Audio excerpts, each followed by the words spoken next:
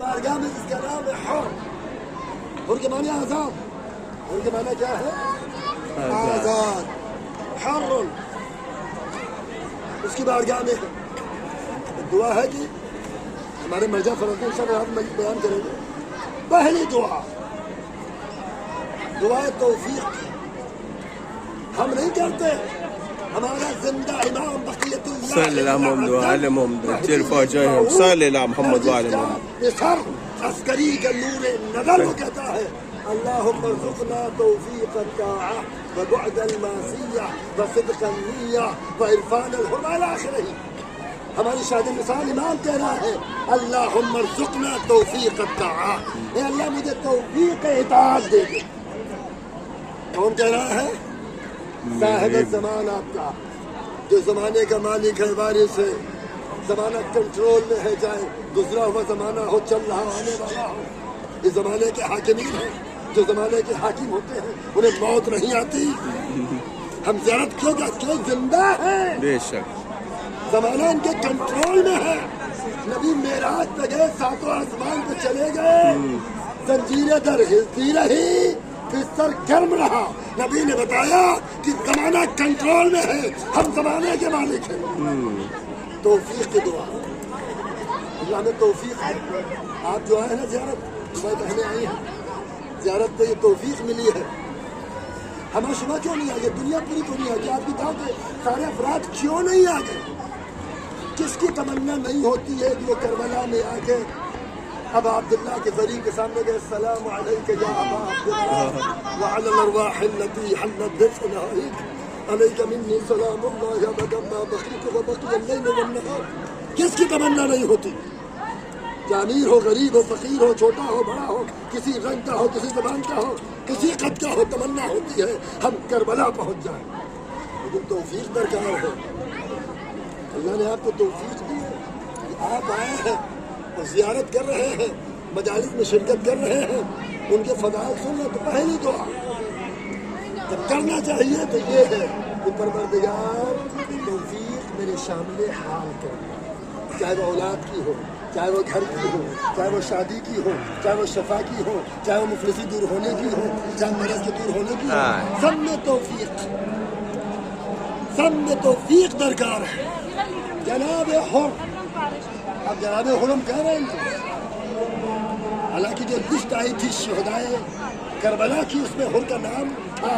حسین کو خبر تھی یہ حر میرا ہے یہ حر میرا ہے. اور حر آپ کو ساری روایات معلوم ہے کہ حر نے سارے خیمے ہٹوا دیے. حسین کو معلوم تھا یہ میرا ہے.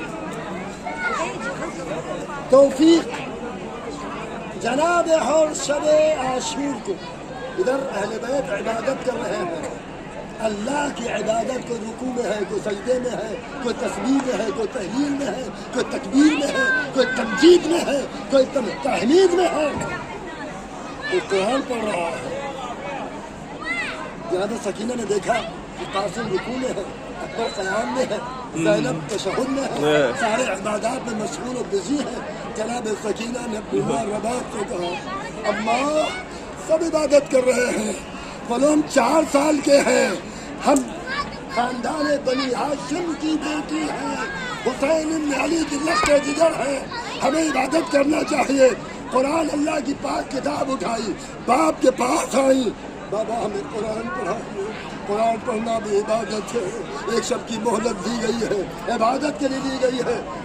دیکھیں آپ بنی ہاشم کے بچے علی کی پوتی سکینہ ہے جو 3 دن کی بھوکھی بھی ہے پیاسی بھی ہے مظلومہ بھی ہے غریب بھی ہے. اپنے باپ کے پاس آ کے قرآن کو کھولتی ہے بابا قرآن پڑھے. حکم کیا جب قرآن پڑھے تو باوضو پڑھے. وضو پانی سے ہوتا ہے. قرآن سکینہ نے کھولا حسین نے رونا شروع کیا. جناب سکینہ نے باپ کی آنکھوں میں اشک دیکھ کے بابا رونے کا ماجرا کیا ہے؟ بیٹا جب قرآن پڑھی جاتی ہے نا تو وضو کیا جاتا ہے. آج شب عاشور ہے تیرے باپ کے پاس پانی نہیں ہے جو تجھے وضو کرائے. اے میری بیٹی سکینہ چلتی ہوئی زمین کربلا پہ تیمم کیا. سکینہ نے تیمم کیا. تیمم کے بگڑنے کے بعد قرآن کھولی. حسین نے کہا سکینہ کہو اعوذ باللہ من الشیطان الرجیم بسم اللہ الرحمن الرحیم سورہ حمد پڑھایا. اس کے بعد رونے لگے. سکینہ نے کہا بابا ہر باپ خوش ہوتا ہے جس کی بیٹی قرآن پڑھے, آپ رو رہے ہیں. ایک مرتبہ امام نے فرمایا اے بیٹی رو اس لیے رہا ہوں قرآن تو شروع کرا دی ہے لیکن نہیں معلوم ارے تیری قرآن کہاں ختم ہوگی. سکینہ تیری قرآن کہاں ختم ہوگی. حسین کو معلوم تھا کہاں ختم ہوگی, معصوم تھا. آئیے جناب ہو رہے خوش نصیب ہے آپ حضرات, ان کو سلام کیجیے اور شکریہ ادا کیجیے کہ تم نے آخری وقت میرے مولا کی آگے مدد کی. اے حرمت تیرا بہت شکر گزار ہوں. ارے میرا حسین کربلا میں بڑا غریب ہو گیا تھا, بڑا مظلوم ہو گیا تھا. خود حسین نے کہا ہے اور سمیت تم بے غریب اور شہید فندبون. ارے جب کسی غریب کا ذکر سننا تو اس کی غربت پہ نہ رونا, میری غربت پہ رونا. مجھ سے بڑا دنیا میں کوئی غریب نہیں.